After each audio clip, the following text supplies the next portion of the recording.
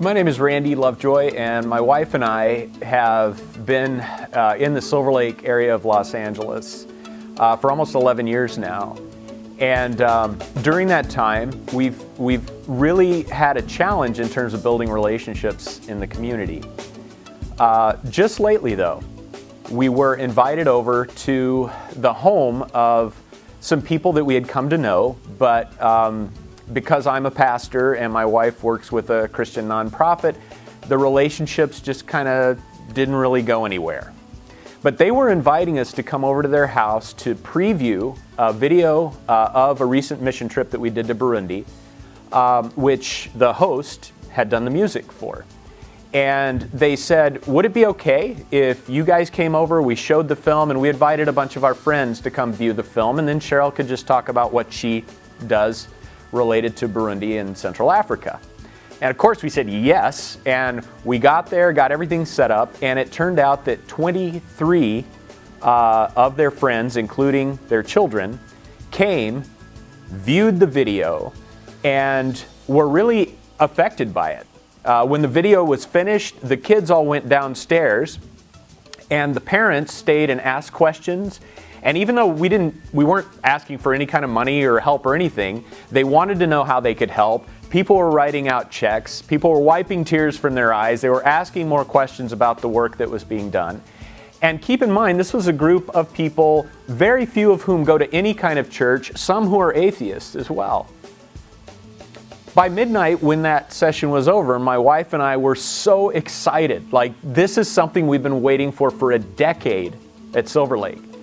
But then the question was, what do we do next?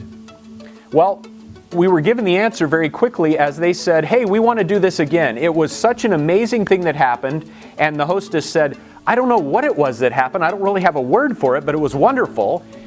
But they said, can we do that again? Let's set up another meeting. So we've got another meeting set up in their home, hosted by them, with their friends there. And we're just one part of the group. We don't control it. We're not going to facilitate it. It's not about Christianity. It's about the question, I never thought I'd ...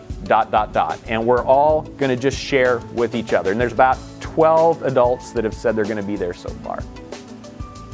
I'm excited about the fact that we're now doing ministry in the community according to somebody else's agenda and not ours.